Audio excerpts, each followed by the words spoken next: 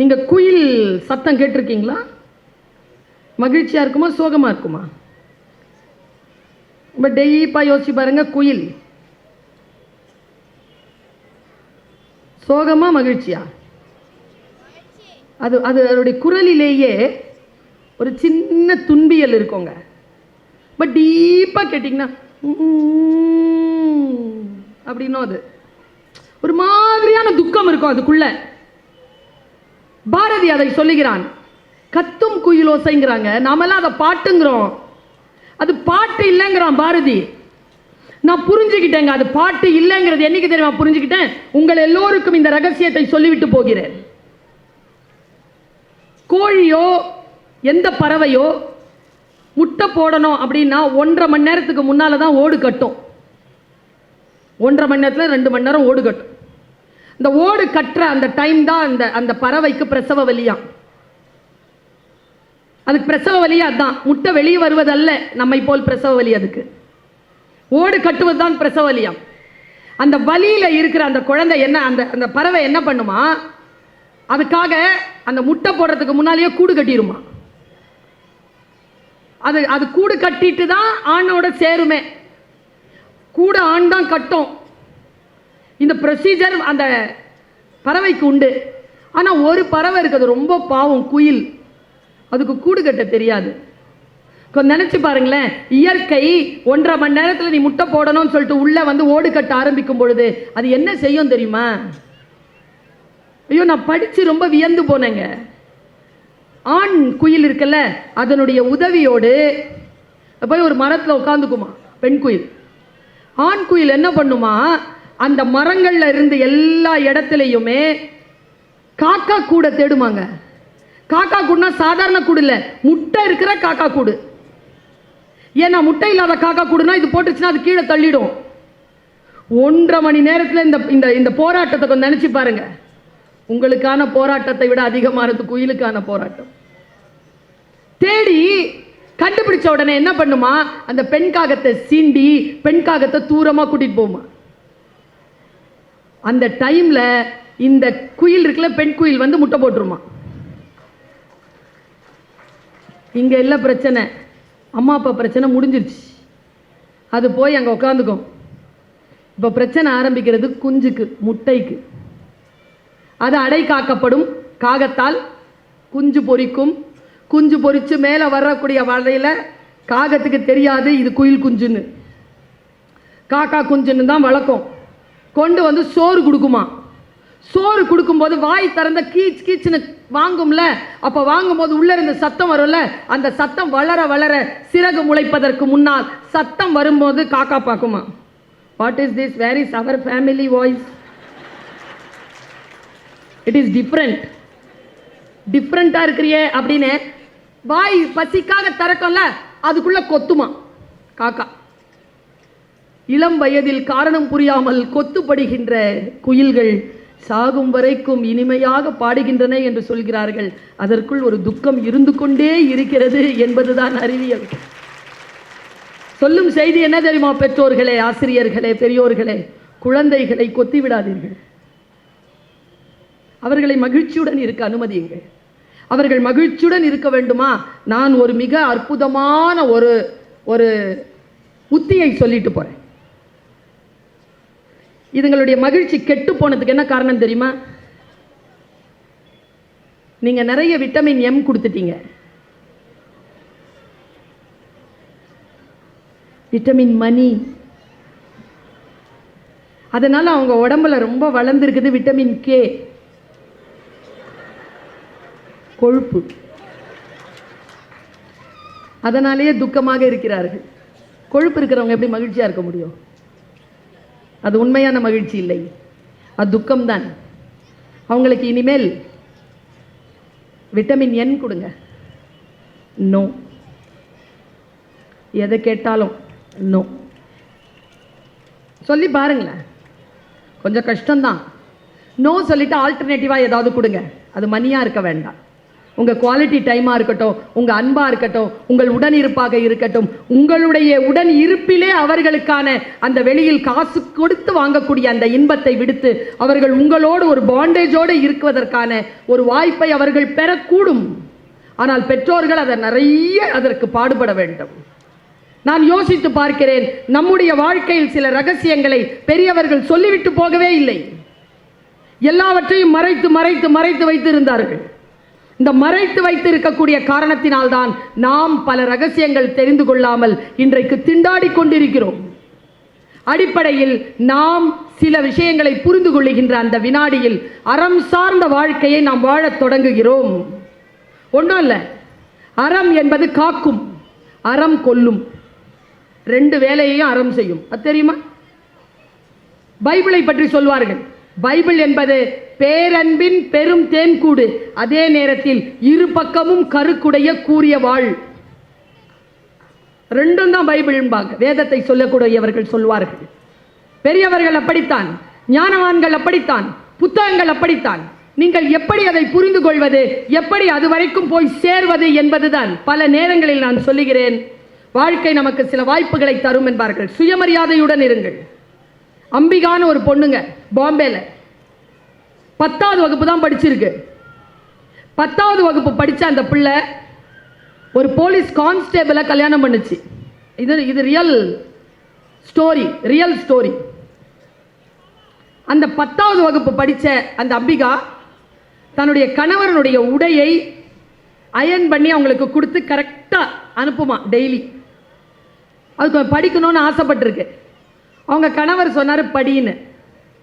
அது +2 பாஸ் பண்ணி டிகிரி முடித்து தேர்வை எழுதி 10 வருஷத்துலிங்க டிஎஸ்பி ஆயிடுச்சுங்க. அன்னைக்கு வரலாறு படித்தேன்னா ஸ்டேஷனுக்குள்ளே போகுதுங்க. அது அந்த அம்மா ஃபஸ்ட்டு செல்யூட் புருஷன் தான் அடித்தார்.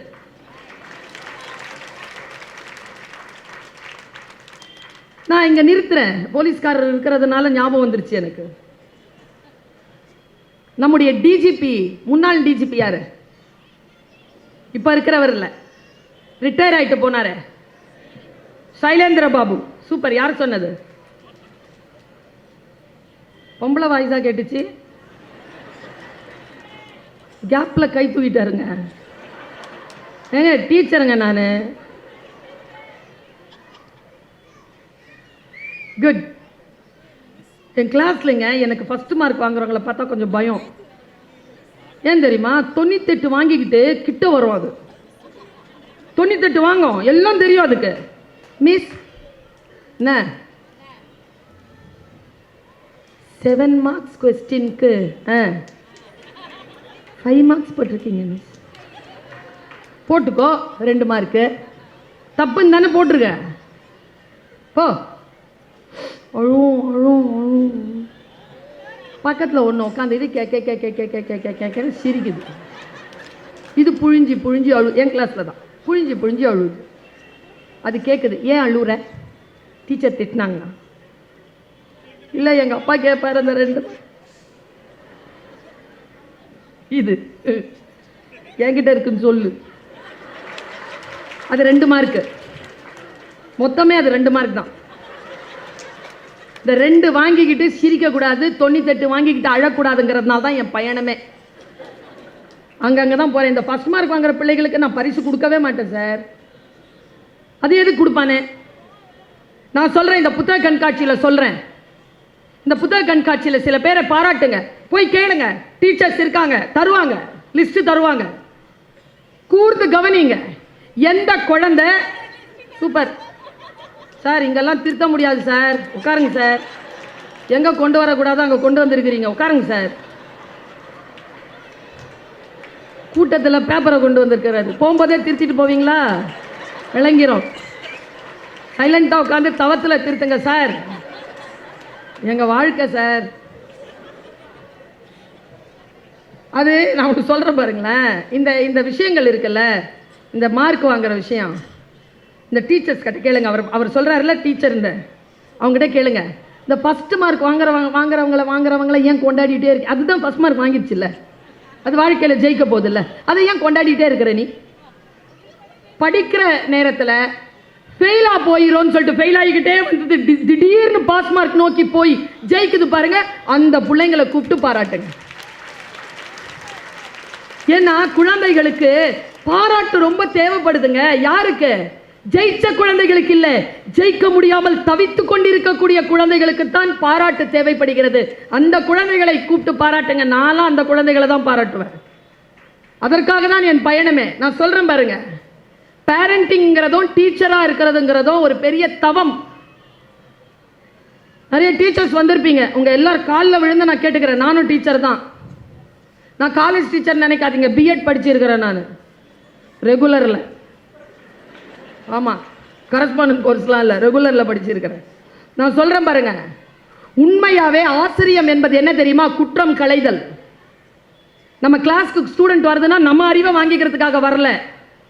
எல்லா டீச்சர்களுக்கும் ஒரு வேண்டுகோள், உங்கள் அறிவை உங்கள் குழந்தைகளுக்கு தந்து விடாதீர்கள். அதுக்காக அவங்க வரல, தன் அறிவை அறிமுகம் செய்து கொள்வதற்காக வருகிறார்கள். அறிமுகம் செய்து வைங்கள். அந்த அறிமுகம் செய்து வைப்பதற்கு பெயர் தான் ஆசிரியம். அப்படி செய்யுங்களா, உங்க கிட்ட படிச்ச குழந்தை தோக்கவே தோக்காது, மார்க் குறைவா வாங்கும். எதெல்லாம் ஃபர்ஸ்ட் மார்க் வாங்கி இருக்குதோ அதெல்லாம் ஜெயிச்சுட்டு வரும். அத்தகைய ஆட்களை உருவாக்குவது, அதற்கு பேர் தான் நான் சொன்னல இந்த டிஜிபி சார். வாழ்க்கையில் நான் சில விஷயங்களை மறக்கவே மாட்டேங்க. ஒரு ரெண்டு விஷயத்தை மட்டும் சொல்லிட்டு போறேன். ரொம்ப மனசு வந்து எனக்கு பொங்கிக்கிட்டே இருக்கு, பரவச நிலையில் இருக்கிறேன். இந்த பரவசத்தோடு சொல்றேன், ஒரு 20 வருஷத்துக்கு முன்னால நானும் மேனாள் டிஜிபி சைலேந்திர பாபு அவர்களும் SBOAன்னு ஒரு ஸ்கூல் இருக்கு சென்னையில் அண்ணா நகர்ல, அந்த ஸ்கூல்ல போய் பேச போயிருந்தோம். நான் அவர் சீஃப் கெஸ்ட், நான் கெஸ்ட் ஆஃப் ஆனர். ஏதோ மாத்தி ஏதோ அன்னைக்கு அவர் 20 நிமிஷம் பேசினாருங்க. அதில் 8 நிமிஷம் அவர் பேசின பேச்சு என் லைஃப்லயே மறக்க மாட்டேன். அவரோடு சேர்ந்து கதைப்போமா வித் பர்வீன் சுல்தானால ஆனந்த விகடனில் ஒரு பேட்டி எடுத்திருக்கேன். அவருடைய ரிட்டையர்மெண்ட் ஃபங்க்ஷனை போட்டு பாருங்களேன். அவர் அந்த தன்னுடைய உயர் அதிகாரிகளுக்கெல்லாம் சல்யூட் பண்ணிட்டு நேராக கீழே இறங்கி போய் தன்னுடைய அம்மாவுக்கு சல்யூட் பண்ணுறாருங்க. அந்த மாதிரி யாரும் பண்ணதில்லை இது வரைக்கும். நான் கேட்டேன் என்னது அதுன்னு, ஏன்னா ஷி டிசர்வ் த சல்யூட். அந்த மாதிரி அம்மாவா இருந்தா ஷி டிசர்வ் த சல்யூட். என்ன பண்ணாங்கன்னு பாருங்க, எதுக்காக அவர் சல்யூட் பண்ணாருன்னு பாருங்க. அவருக்கு 10 வயசு இருக்கும்போது அவங்க அப்பா ராத்திரி வீட்டுக்கு வந்து சட்டையை மாட்டி வச்சிருக்காரு. அவங்க வீட்டில் 3-4 பேர். காலையில் எழுந்திரிச்சு சட்டையை எடுத்து மாட்டியிருக்காரு, அதில் 5 ரூபாவை காணும். வைஃப் கிட்ட கேட்டிருக்காரு எடுத்தியாமான்னு. அந்த அம்மா சொல்லிச்சு எடுக்கலை. குழந்தைங்கிட்ட கேளுன்ட்டார். குழந்தைங்கள்லாம் இல்லை இல்லைன்றுச்சு. யாரும் எடுக்கலிங்களாங்க. அப்பா போயிட்டார். 15 வருஷம் கழிச்சு போலீஸ் அதிகாரி ஆயிட்டார். ஃபுல் யூனிஃபார்மில், முதல் மாத சம்பளம். கவர் எடுத்துட்டு அம்மாட்ட வந்தாராம். அம்மா சோஃபாவில் உட்காந்துருந்தாங்களாம். அவருக்கு அந்த ஒரு கால் மடித்து ஒரு கால் நிறுத்தி அம்மாட்ட உட்காந்து அந்த கவரை கொடுத்துட்டு சொன்னாராம், அம்மா கொஞ்சம் நாளைக்கு முன்னால் நான் ஸ்கூல் படிச்சுட்டு இருக்கும்போது அப்பாவுடைய பையிலேருந்து சட்டப்பையிலேருந்து 5 ரூபா காணலம்மா. ஆமாம், அதை நான் தாம்மா எடுத்தேன். அம்மா பதில், எனக்கு தெரியும்ப்பா. 15 வருஷமா கேட்கவே இல்லைங்க அந்த அம்மா. நான் எடுத்தது நீங்கள பார்த்தீங்களாம்மா? இல்லைப்பா. பின்ன நான் எடுத்தேன்னு எப்படிம்மா உங்களுக்கு தெரியும்? நீ எடுத்தியான்னு நான் கேட்டேன்ல, நீ அப்போ நான் எடுக்கலைன்னு சொன்னல, நான் அதை நம்பலப்பா. அம்மா, நான் அதை நம்பலப்பா. நான் எங்கே தெரியுமா பாராட்டுறேன் உங்கள் அம்மாவை? அப்பா சட்டப்பையிலேருந்து 5 ரூபாய் எடுக்குது புள்ளன்னு பார்த்துட்டு, டேய் மவனே, உன்னை எப்படி வளர்க்க போகிறேன்னு தெரியுமா? இனிமேல் உலகத்தில் எவன் சட்டப்பையிலிருந்து எவன் காசு எடுத்தாலும் அவனை பிடிச்சிட்டு போய் நீ நீதிமன்றத்தில் நிறுத்த வைக்கிற போலீஸ்காரனை உன்னை மாத்திரனா இல்லையா பாரு என்று ஒரு கடமை தவறாத ஒரு போலீஸ்காரா நிறுத்திச்சு பாருங்க. அந்த அம்மாவுக்கு தான் அவங்க ரிட்டையர்மெண்ட்ல சல்யூட் அடிச்சார். பேரண்டிங்ன்றத தான். எதை கவனிக்கிறோம் நாம்? யாரை கவனிக்கிறோம் நாம்? இந்த குழந்தைகளுக்கு சொல்லிக் கொடுங்க. எதை கவனிப்பது? யார் எதை பேசினாலும் சரின்னு கிடையாது. Entertainment entertainment entertainment, no, no more entertainment. Learning learning learning, studying studying studying. Learning வேற, ஸ்டடிங் வேற. கற்றல் என்பது வேறு, மாணவனாக இருந்து ஒரு ஒரு பாடத்தை படிப்பது என்பது வேறு. ரெண்டுத்தையும் போட்டு குழப்பிக்கிறாங்க. நோ, ஸ்டடிங்கிறது to know something less and less, it's call study. அப்படியே டீப்பா போய் ஒரு விஷயத்தை தெரிஞ்சுக்கிறது, அதுக்கு பேர் தான் ஸ்டடி.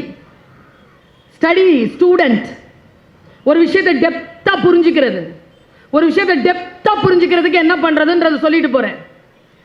இந்த பொங்கல் விழாவில், இந்த விருத்தாச்சலம்ல ஸ்ரீமுஷ்ணம்னு ஒரு இடம் இருக்கு, அந்த இடத்துல நடந்த ஒரு செய்தியை சொல்றேன். யூத் கவனம். நாங்க அந்த பொங்கல் விழாவுக்கு போயிருக்கோம் பேசுறதுக்கு. போகும்பொழுது ஒரு அமைச்சருடைய ப்ரோக்ராம் அது. நாங்க போனோம், பேசணும், வந்தோம். அப்ப அந்த உரி அடிக்கிற ஒரு ப்ரோக்ராம் அந்த ஊர்ல நடக்குது.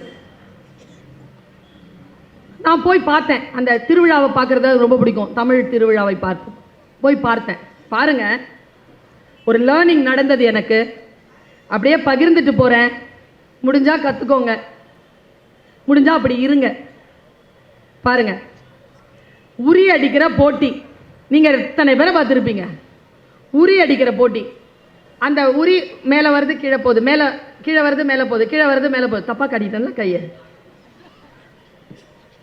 அப்படி இருக்கும் பொழுது 100 பேராவது கலந்துட்டு இருப்பாங்க, 6 வயதுலேருந்து 18 வயசு வரைக்கும். அதுல 6 வயசு பையன் உரி அடிச்சிட்டான். அடிச்சிட்டு வந்து அப்படி உக்காந்தான் என் பக்கத்துல. இப்படியே சொல்றேன், நான் சொன்னதையே சொல்றேன். கத்தி மாதிரி இருந்தாங்க, ஒரு வில்லுல இருந்து புறப்படுற அம்பு மாதிரி இருந்தான்.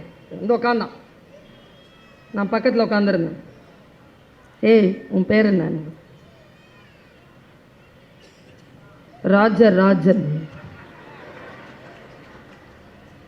புல் பேரை சொல்லு. ராஜராஜ சோழன். எனக்கு கிண்டல் வந்துருச்சு. உனக்கு பையன் பிறந்தா என்ன பேர் வைப்ப? சொன்னா பாருங்க பதில். அது என் தாத்தாக்கு வச்சுட்டேன் நான். உங்க தாத்தா பேர் என்ன? ராஜேந்திர சோழன். சரி, பையன் கொஞ்சம் வம்பு பண்றவன், பிடிச்சுதான் விசாரிக்கணும். சரி, நீ எப்படி ஜெயிச்சேன்னு என்கிட்ட சொல்றியா? ஏன் அப்படின்னா சொல்ல. ஏங்க 100 பேர் இருக்கிறாங்க. அதான் ஒரு அடி அடிச்சா உரி ஒடிஞ்சிடும், அவ்வளவுதான். ஆனா எல்லாரும் தப்பு தப்பா அடிச்சு, ஒரு வாய்ப்பு தான் தப்பு தப்பா அடிச்சுட்டு போனானுங்க. அவன் மட்டும் கரெக்டா அடிச்சாங்க. எப்படிடா அடிச்சான் அப்படின்னு கேட்டா, அவன் சொல்றான், நான் அப்படியே சொல்றேன், நான் அப்படித்தான், நீங்கெல்லாம் அப்படியா அப்படின்னு கேட்கிறேன். நீங்களாம் அப்படிதான் அப்படின்னா இன்னில இருந்து உங்க வாழ்க்கை மாற போகுது. நீ நான்லாம் அப்படி இல்லை அப்படின்னா இப்படியே இருப்பீங்க.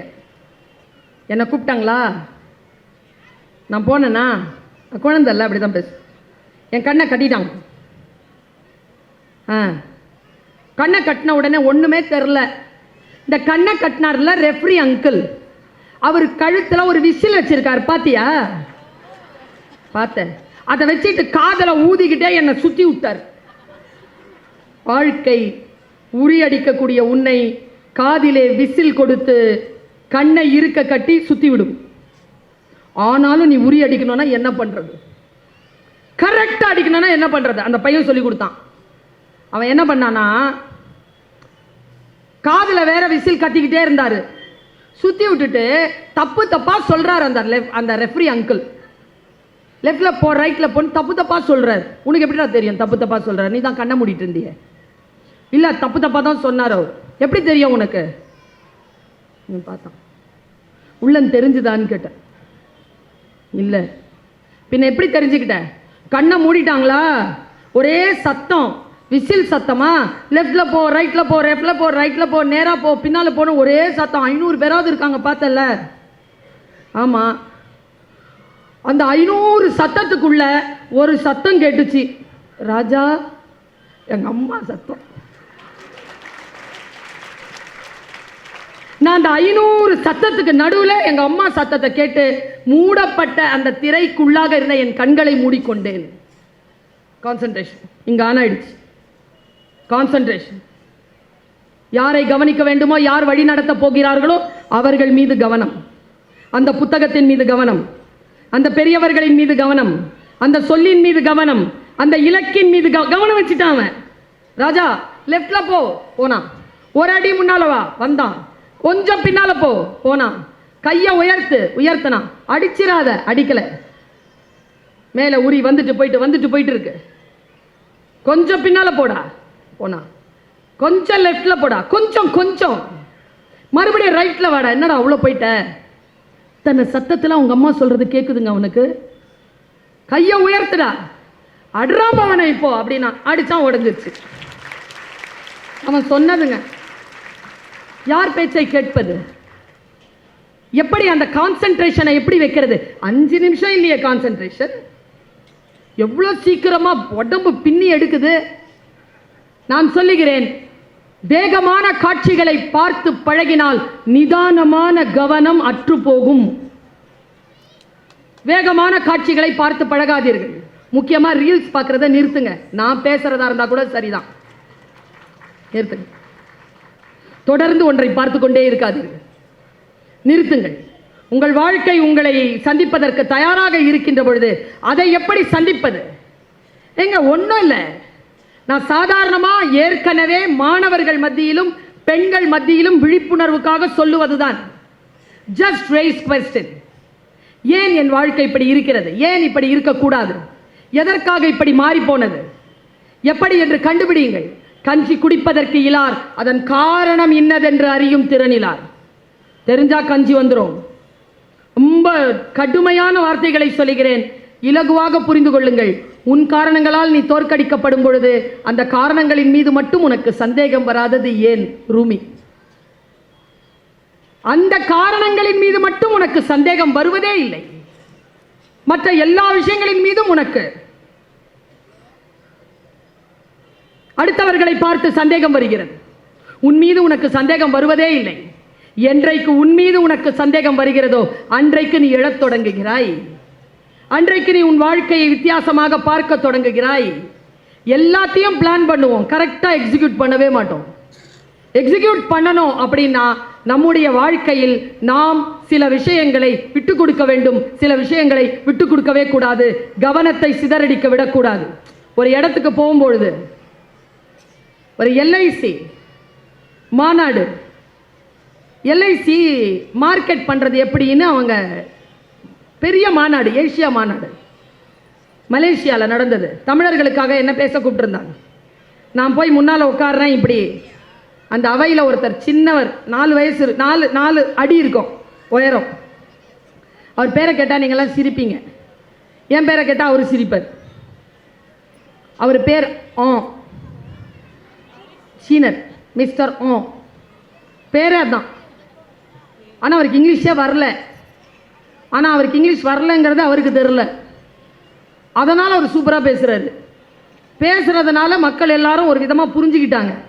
அவர் ஒரு ஸ்க்ரீனில் ஒரு விஷயத்தை போட்டு காட்டினார். ஒரு காட்டுவாசி வந்து அப்படி இப்படி கால் பண்ணுறான், காலை ஏதோ இது பண்ணுறான். ஒரு 12 அடிக்கு ஒரு பாம்பு வந்து அப்படி நிற்குது. கிட்ட வரான், பாம்பு நடுங்குது. அவன் உட்காடுறான், பாம்பு குனியுது. காட்டு பாம்பு, பாம்பு குனியுது. பாம்பனுடைய இந்த இடத்துல முத்தம் கொடுத்துட்டு போயிட்டான். 2 நிமிஷம்தான், ஸ்க்ரீனில் முடிஞ்சுது. அவன் நேராக வந்தான். அந்த சொல்கிறார், அந்த காட்டுவாசி தான் ஏஜென்ட், அந்த பாம்பு தான் கிளைண்ட், அந்த பாம்புக்கு அவன் கொடுத்த முத்தம் தான் விற்கப்பட்ட பாலிசி. இப்படியாடா பாலிசி விற்பீங்க? நம்ம ஊரில் அப்படி விற்கிறது இல்லைப்பா. நான் அவர்கிட்ட போய் கேட்டேன், mister please give me that pen drive. Why? No I want to see what is that, it's unbelievable, give me. போய் ரூமில் போய் போட்டு பார்த்தா ஒன்றும் செய்யலைங்க. அவன் நடந்து வராரு, வரும்போது இந்த 2 விரலை இப்படி அசைக்கிறாருங்க. பாம்பு இப்படி நடுங்குதா? அவர் வந்து முன்னால் உட்காந்த உடனே அந்த 2 விரலை இப்படி அசைக்கிறாரா? பாம்பு இப்படி பார்க்குதா? அவருக்கே அந்த பாம்புக்கே தெரியாமல் இங்கே முத்தம் கொடுத்துட்டு போயிட்டார். அவர் மார்க்கெட்டிங் பண்ணி அவர் விற்கிறாரு. நான் எழுச்சி உரையாற்றுகின்றவள். நான் சொல்லட்டுமா? உங்கள் கவனத்தை சிதற வைத்துத்தான் உங்களை வெற்றி கொண்டதாக இந்த உலகம் சொல்லிக் கொண்டிருக்கிறது. கவனத்தை மட்டும் சிதற அனுமதிக்காது. அவர்கள் எங்கே காட்டுகிறார்களோ அந்த காட்சி அல்ல நீங்கள் பார்க்க வேண்டியது. 360 டிகிரிஸ்ல பார்க்கணும் பிள்ளைகள். ஒரே விஷயத்தை அவர்கள் காட்டுகிறார்கள், அதையே பார்த்துட்டு இருக்க கூடாது. வாழ்க்கை நமக்கு வாய்ப்புகளைத்தான் தரும் என்று சொன்னேன்.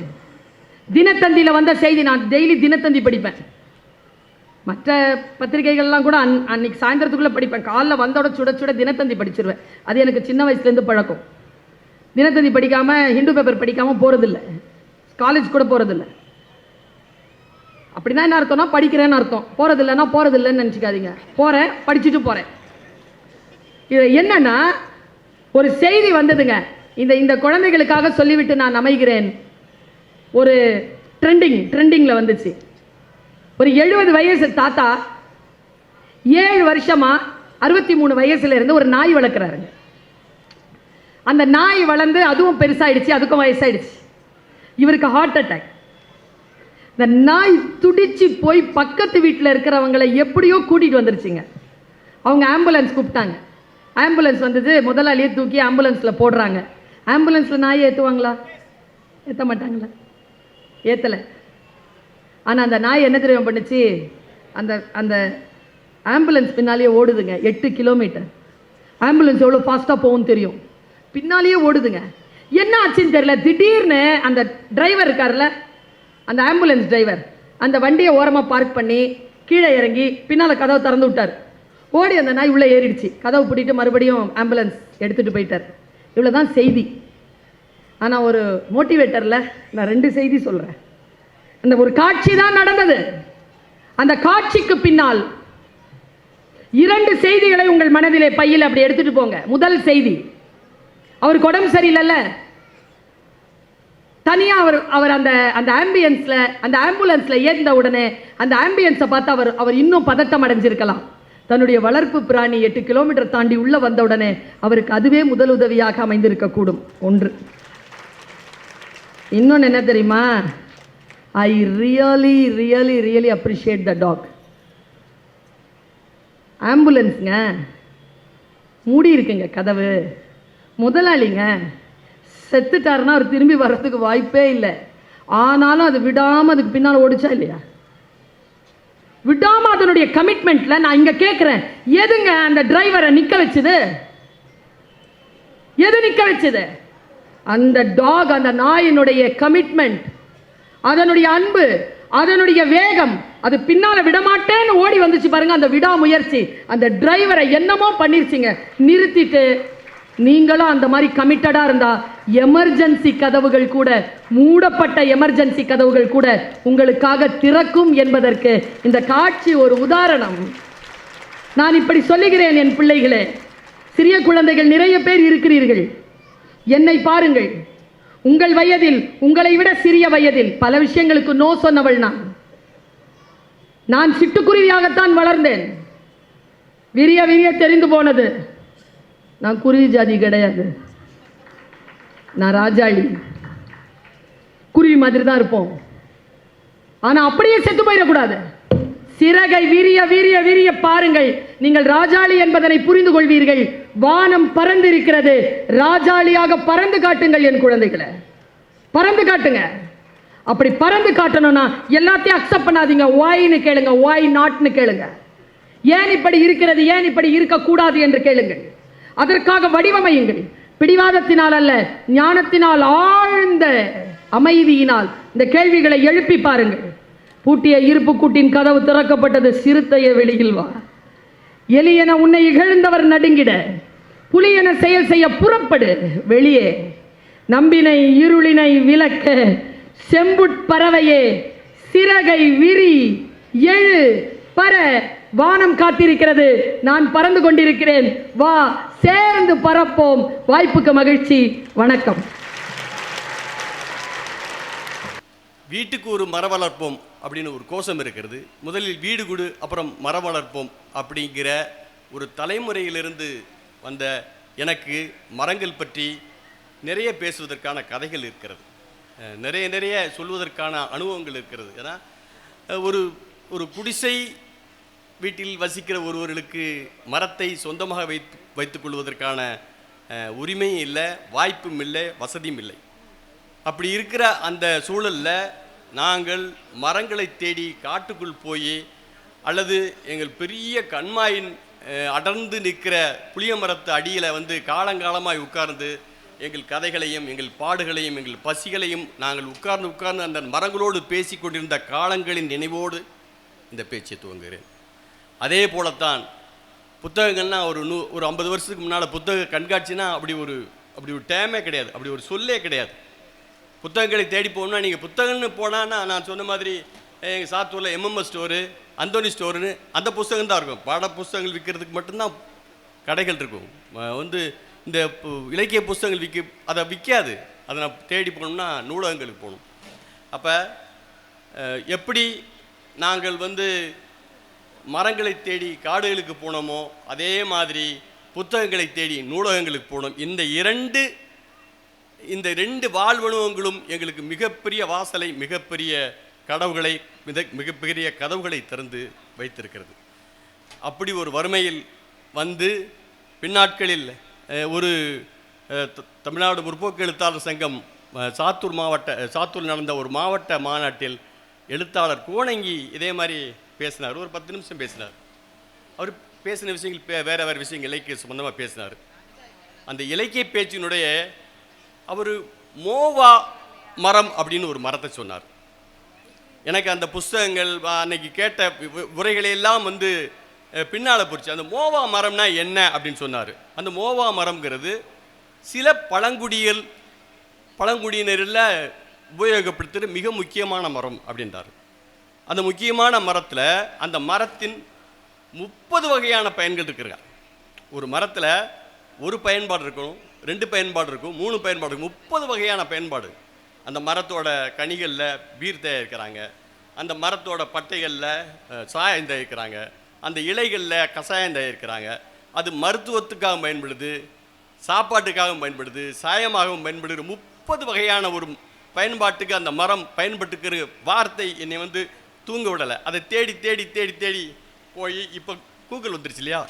கூகுள் வந்த பிறகு அதை தேடி கண்டறியும் போது அது என்ன சொல்லுதுன்னா, அந்த மோவா மரம்ங்கிறது வந்து நம்ம இலுப்ப மரம். அந்த மோவா மரம்ங்கிறது தமிழ்நாட்டில் இருக்க இலுப்ப மரம் தான் மோவா மரம்.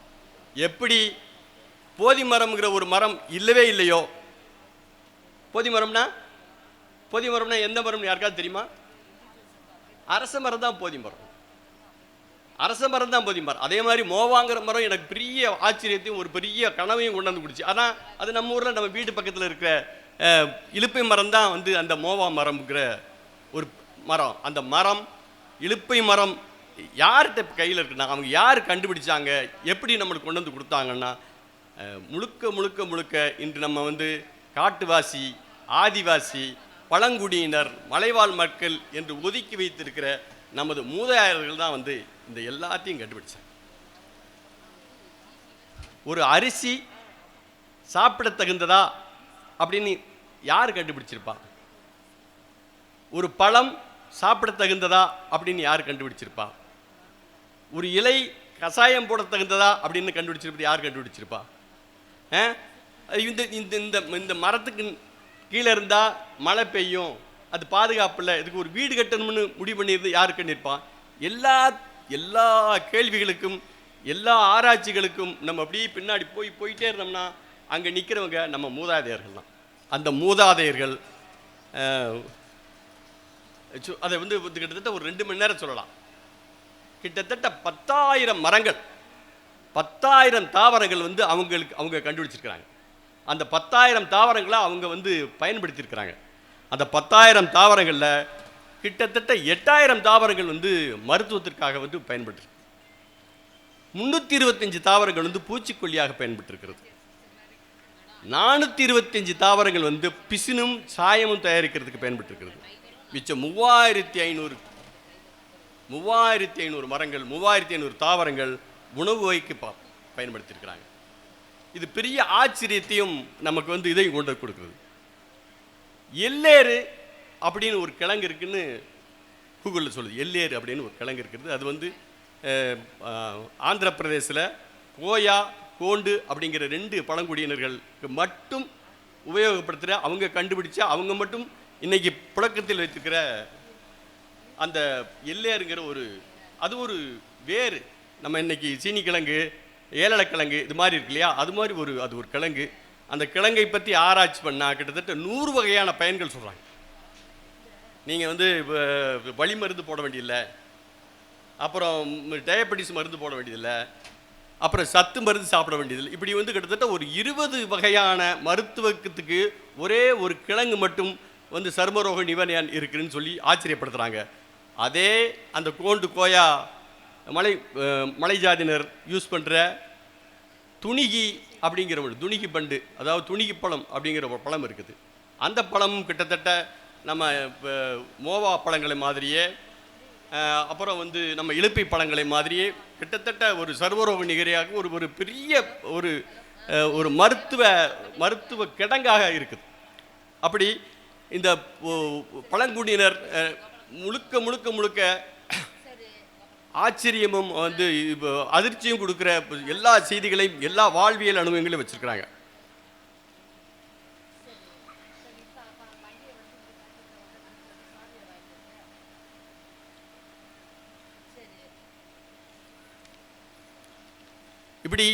அப்படி வந்து மரங்கள் வந்து எல்லோரோடையும் கூடயே இருந்திருக்குது. நீங்கள் பல கதைகளில், பல பாடல்களில், பல புதினங்களில் நமக்கு வந்து மரங்களை பற்றி எழுத்தாளர் சொல்லிக்கிட்டே இருக்கிறாங்க. அது வந்து அந்த மரத்தை மட்டுமே வச்சு சொல்லப்பட்ட கதை புளிய மரத்தின் கதைங்கிற ஒரு கதை இருக்குது.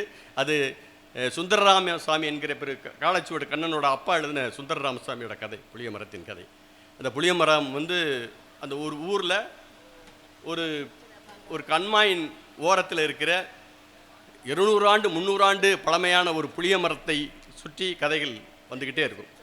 அந்த கதையில் வர்ற செல்லப்பன், அந்த கதையில் வர்ற நாயகன் நாயகி எல்லோரும் அவங்க பழமைகள் கஷ்டத்தை எல்லாத்தையும் அந்த புளிய மரத்தை சொல்லுவாங்க. அந்த புளிய மரம் தான் அந்த கதை எல்லாத்தையும் கேட்டுக்கிட்டு இருக்கும். அந்த புளிய மரத்தை சுற்றியே கிட்டத்தட்ட ஒரு 400 பக்கம் நாவல் வந்து நடந்து முடியும்.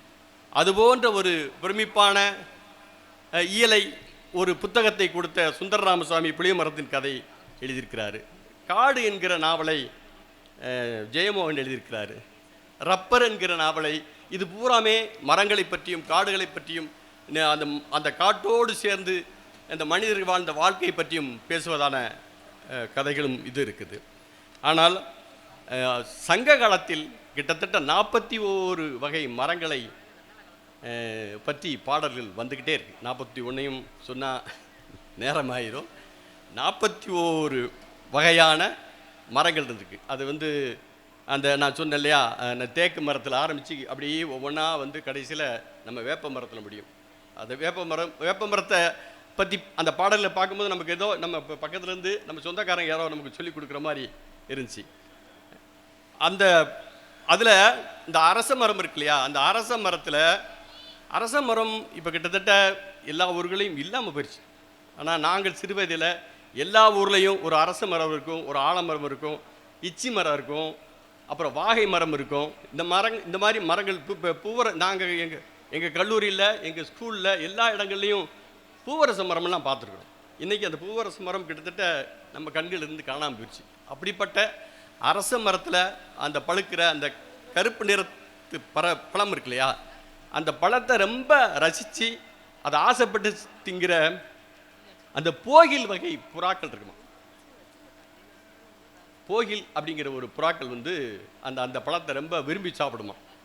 ஆனால் அதை இந்த கவிதைக்குள்ளே என்ன பிடி கொண்டு வர்றாருன்னா, அந்த அரச மரம் அந்த வேனில் காலத்தில், அதாவது கோடை காலத்தில் வீசுகிற பெருங்காற்றுக்கு அந்த அரச மரம் அந்த இலைகள் உரைச்சி அதை ஆடி உண்டாக்குற ஒளி இருக்கு இல்லையா, அது ஒரு அமானுஷ்யமான உணர்வை கொண்டு வரும், பயத்தை கொண்டு வரும்.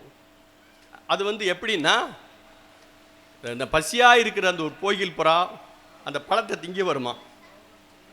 இந்த காற்று அடிக்கிறதுனால உண்டாக ஒளியை பார்த்து பயந்துட்டு அந்த பழத்தை கூட திங்காமல் பயந்து ஓடிடுமா. அதை ஒரு அழகான ஒரு கவிதையில் 500 அப்படிங்கிற நம்ம சங்கப்பாடலில் சொல்கிறாங்க. வேனில் அரையத்து இலை ஒளி வெறி போகில் புகா உண்ணாது பிரிது புலம் படர். இதுதான் அந்த இது. அதாவது அந்த வீசுகிற காற்றுல வர்ற ஒளிக்கு பயந்துக்கிட்டு பசியோடு இருக்கிற ஒரு புறா அந்த பசியை கூட மறந்து பயந்து போய் ஓடும் அப்படிங்கிற மாதிரியான கவிதை இருக்கிறது. இது போல கிட்டத்தட்ட 41 மரங்களை பற்றியுமான கவிதைகளும் அந்த கவிதைக்கான சொற்பொழிவுகளும் ஏஎல் சாமி அப்படிங்கிற லூர்து சாமி அவர் ஒரு ஓய்வு பெற்ற ஐஏஎஸ் அதிகாரி எழுதியிருக்கிறாரு. அதை நீங்கள் தேடி பிடிச்சு படிங்க. அது வந்து சங்க காலத்தில் நம்மகிட்ட என்னென்ன மரங்கள் புழக்கத்தில் இருந்துச்சு, அதெல்லாம் எங்கே போயிடுச்சு அப்படிங்கிற தேடல் நமக்கு கிடைக்கும். அதே மாதிரி ஆலமரம் எல்லா இடங்கள்லையும் இருக்கும். அந்த ஆலமரம் தான் நம்முடைய இந்தியாவின் தேசிய மரம். இந்தியாவுக்கு நமக்கு தமிழ்நாட்டு மரம் வேறு, ஆனால் இந்தியாவின் தேசிய மரம் ஆலமரம். தமிழ்நாட்டினுடைய மிக முக்கியமான மரம் புளிய மரம். இந்த ஆலமரமும் புளிய மரமும் அதிகப்படியான ஆக்சிஜனை கொடுக்கக்கூடிய மரங்கள். ஆலமரம் வந்து எங்கேயாச்சும் அரிதாக இருக்கும். ஆனால் புளிய மரங்கள் பார்த்தீங்கன்னா டெல்லியிலேருந்து நீங்கள் கன்னியாகுமரி வரைக்கும் சாலையும் 2 பக்கமும் புளிய மரம் வச்சுருப்பாங்க. அந்த புளிய மரம் வச்சுருக்கிறதுக்கான மிக முக்கியமான காரணம் வந்து அது அதிகப்படியான ஆக்சிஜனை வெளியிடுவது அப்படிங்கிறது. அந்த காரணத்தை முன்னதாகவே கண்டுபிடித்து அவர்கள் சாலைகளில் வைத்திருந்தார்கள் என்று சொல்லப்படுகிறது. இப்படி மரங்கள் நம்மோடு காலங்காலமாக மனிதர்கள் தோன்றும் முன்னாலே தோன்றிய மரங்கள் மனிதர்களோடே இருந்திருக்கிறது.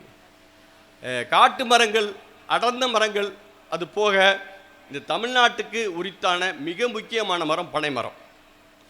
இந்த பனைமரம் வந்து நீங்கள் பார்த்தீங்கன்னா அடர் வனங்களில் பனைமரம் இருக்கவே இருக்காது. வனங்களில் காடுகளில் நீங்கள் பனைமரங்களை பார்க்க முடியாது, ரொம்ப ரேராக தான் இருக்கும். ஆனால் இந்த பனைமரங்கள் பூராமே குடியிருப்புகளுக்கு அதிக ஊர்களுக்கு பக்கத்தில் இருக்கும். ஏன்னா இது வந்து மனிதர்களோட கிட்டத்தட்ட வளர்ப்பு பிராணி மாதிரி. எப்படி நாய் ஆடு மாடுகளை வளர்ப்பது போல இந்த சமூகத்திற்கு, தமிழ் சமூகத்திற்கு மிக நெருக்கமான வளர்ப்பு பிராணி போன்றது பனைமரம். இப்போ கிட்டத்தட்ட 1,02,00,000 பனைமரங்கள் இந்தியா முழுக்க விரைவி கிடக்குன்னு சொல்கிறாங்க. தமிழகத்தில் மட்டும் கிட்டத்தட்ட 5 கோடி பனைமரங்கள் இருக்குது. இன்னைக்கு கணக்குப்படி கிட்டத்தட்ட அது வந்து ஒரு 6 கோடி 7 கோடி இருந்திருக்கலாம். இன்றைக்கி அது அழிவின் விழிவு கொஞ்சம் கொஞ்சமாக போய்கிட்டு இருக்கிறது. அப்படிப்பட்ட மரங்களோட நம்மளோட வாழ்க்கை பின்னி பிணைந்திருக்கிறது. ஏன்னா மரத்து பக்கத்தில் இருந்த நாம தான் அதுக்கான சாட்சிகள் ரொம்ப இருக்குது. நம்ம பனைமரத்தை பற்றி அப்படின்னு இருக்கு. பனைமரத்துப்பட்டி, வேப்பம்பட்டி, வேப்பங்குளம், ஆலமரத்துப்பட்டி, அரசு மரத்துப்பட்டி, ஒத்தையாள், படர்ந்தாள், வேளம்பட்டி, வன்னி வேளம்பட்டி, வேப்பலோட, வேப்பங்குளம் என்று இப்படிப்பட்டு கிட்டத்தட்ட நமக்கு ஒரு 1000 ஊர் இருக்குன்னா கிட்டத்தட்ட 500 ஊர் மரங்களுடைய பேர் தான். சில ஊர்களுக்கு வந்து மரங்கள் தான் பேர் என்பதே நமக்கு தெரியவே தெரியாது. காஞ்சிங்கிறது வந்து ஒரு காஞ்சி, அது ஒரு வகையான மரம். காஞ்சிபுரம்ங்கிறது வந்து நம்ம வேற ஏதோ இன்னைக்கு நேற்று வரைக்கும் நான் வந்து அது வேற ஏதோ ஒரு காரண பேர் நினச்சிருந்தேன். காஞ்சிங்கிறது அது ஒரு வகையான மரம். அந்த மரங்கள் அடர்ந்த பகுதியை அழித்து அது ஊராக்கியதுனால அது வந்து காஞ்சிபுரமாக மாறி இருக்கு. அதே மாதிரி இளஞ்சிங்கிறதும் அது ஒரு மரம். அது வந்து அது ஊர் பேராக மாறி இருக்குது. இப்படி கிட்டத்தட்ட லட்சக்கணக்கான ஆயிரக்கணக்கான காரணப்பெயர்கள் மரங்களால் இருந்திருக்கு. அதனால் மரம்ங்கிறது என்கிற ஒரு ஒரு உயிர் வந்து மனிதர்களுக்கு இணையாக மனிதர்களுடைய காலந்தோறும் வந்து டிராவல் பண்ணிக்கிட்டே இருக்கிறது. அந்த மரங்களை நாம் இழந்தோமையானால் 2 நாட்களுக்கு முன்னால் வந்த பேச்சு கேட்டுக்கிட்டு இருக்கும்போது ரொம்ப அதிர்ச்சியூட்டும் ரொம்ப பயப்படுற மாதிரியான தகவல்களை தோழர் சோதர்மனும் தோழர் பாரதி கிருஷ்ணமார் சொன்னாங்க. நாம் இயற்கை எப்போது நாம் அழிக்கிறோமோ அப்பொழுது கிட்டத்தட்ட மனித இனம் அழிந்துவிடும் என்கிற இந்த எச்சரிக்கையோடு இந்த உரையை முடித்துக் கொள்கிறேன். நன்றி, வணக்கம்.